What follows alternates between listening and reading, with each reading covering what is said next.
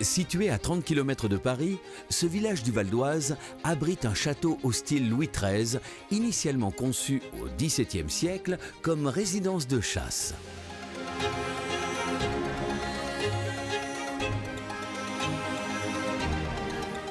Depuis l'acquisition du domaine en 1987 par le Conseil général, le château rend hommage aux impressionnistes qui ont dépeint la région.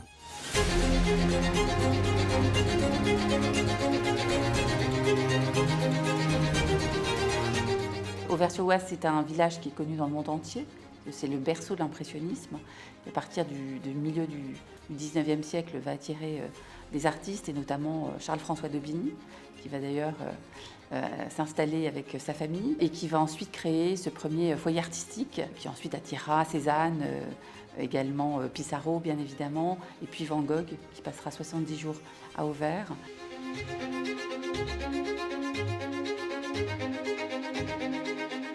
Pour embarquer dans un voyage au temps des impressionnistes, installez-vous confortablement pour vivre la vie de château.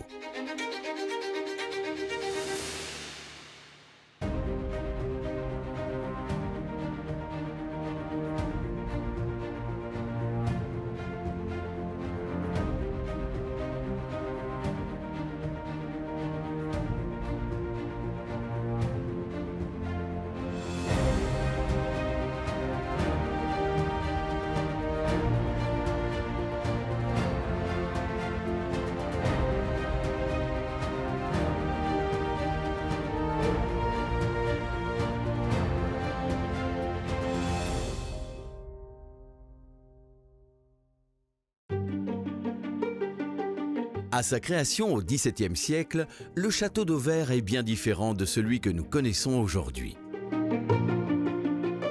On peut commencer par le premier propriétaire, qui était italien, un riche banquier de la cour de Marie de Médicis, donc Zanobiglione, qui décide de construire en 1635 donc, un château sur le modèle des villas de Palladio, villas italiennes, donc un château avec un toit terrasse, avec également des jardins, qui sont des jardins aussi sur le même principe, donc avec des terrasses successives, un peu dans l'esprit d'ailleurs de certains jardins qu'on peut voir à Florence, comme les jardins de Boboli, des terrasses successives un peu mises en scène et qui permettent de découvrir le paysage de manière presque théâtralisée. Donc ça, c'est tout à fait caractéristique de la première période, du premier propriétaire, donc qui va mettre en valeur ce paysage, avec notamment le belvédère, qui crée cette perspective et ce panorama sur la forêt.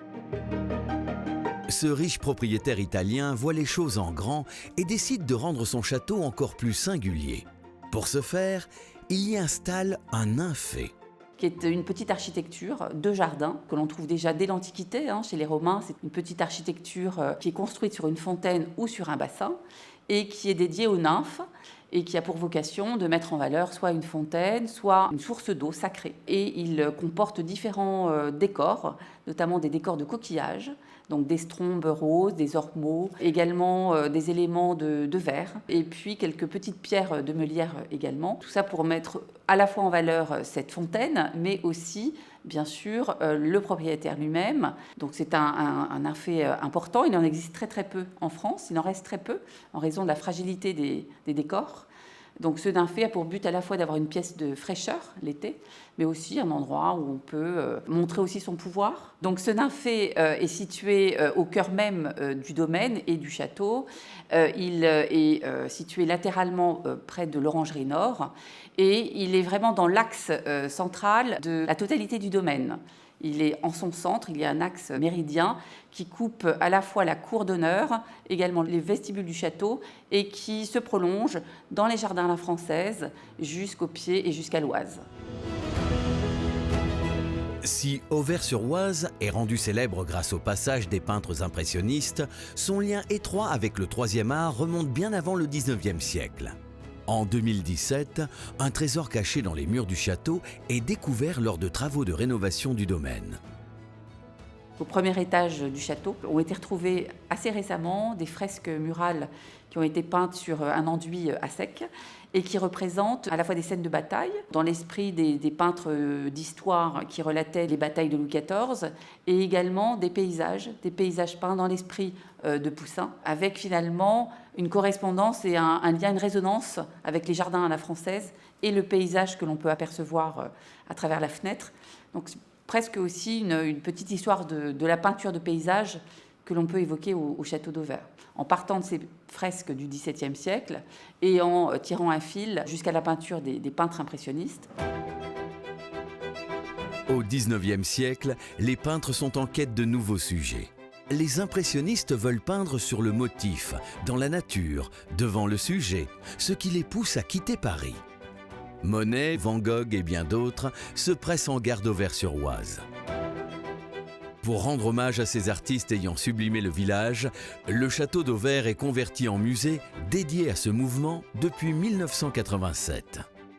Actuellement, le château propose un parcours culturel dédié à l'impressionnisme qui permet de comprendre l'importance de ce mouvement pour l'histoire de l'art, depuis les premiers salons et également le salon des refusés.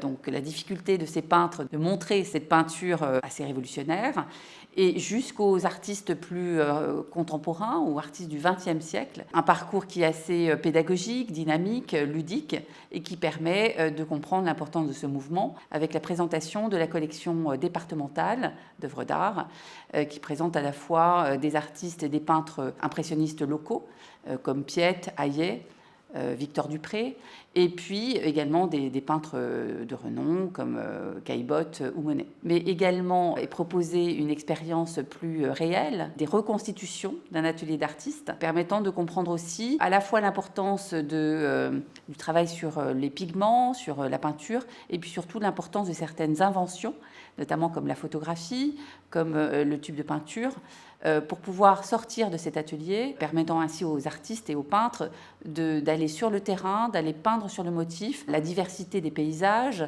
également la variation météorologique du ciel, du reflet de l'eau dans les rivières. Donc une multiplicité d'approches que l'on retrouve donc dans ce parcours qui a pour vocation justement de lier à la fois le paysage et la peinture dans ce projet global du château. En complément, le château propose un parcours immersif qui rend hommage à l'un des mouvements artistiques les plus importants de l'histoire de l'art.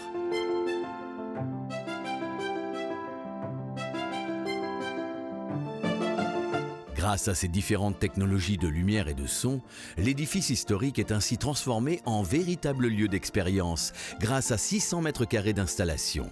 Ce dispositif permet de plonger dans l'ambiance de l'époque au moyen d'une bande-son restituant dans son contexte la parole des artistes, des critiques d'art ainsi que des marchands.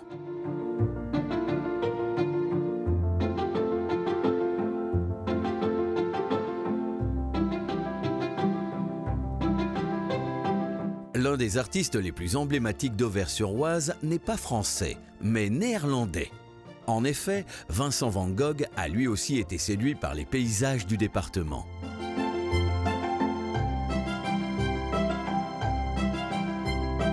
Vincent van Gogh est le personnage emblématique d'Auvers-sur-Oise. Il va passer 70 jours à Auvers, il vient rencontrer le docteur Gachet. Et en 70 jours, il réalisera plus de 80 toiles dans une frénésie de peinture. Donc une présence qui est toujours très forte à Auvers et qui marque à jamais donc Auvers-sur-Oise comme étant un village dédié à l'art et à la peinture. Lors de son séjour à Auvers, Van Gogh peint certaines de ses plus grandes œuvres, comme l'église d'Auvers-sur-Oise, le champ de blé au corbeau, ou encore l'escalier d'Auvers.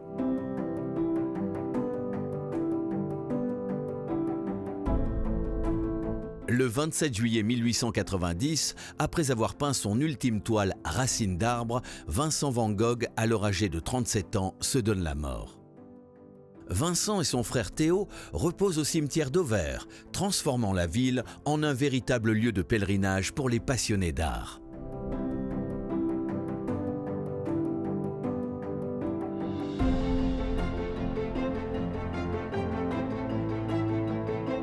En 2023, le château d'Auvers-sur-Oise propose une exposition thématique spécialement dédiée à l'œuvre de Vincent van Gogh, en associant scénographie numérique, pièces historiques et œuvres originales de collègues artistes.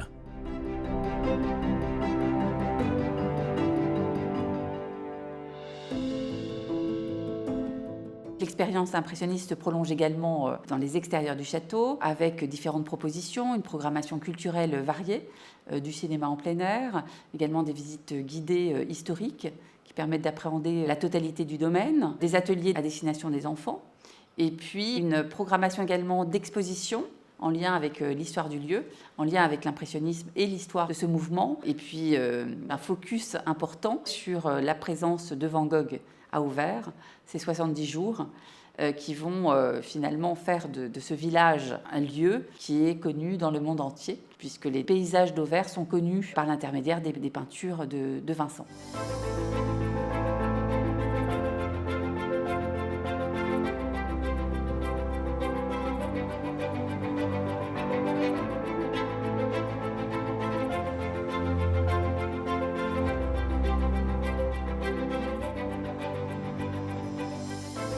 L'histoire de l'art a posé ses valises à Auvers et son château lui a ouvert ses portes. Aujourd'hui, les peintures du 19e siècle continuent à vivre grâce à une scénographie ingénieuse et ludique qui ravira petits et grands. Alors, si vous souhaitez découvrir l'histoire des peintres impressionnistes ayant marqué le Val d'Oise, n'attendez plus et franchissez le pas de la vie de château.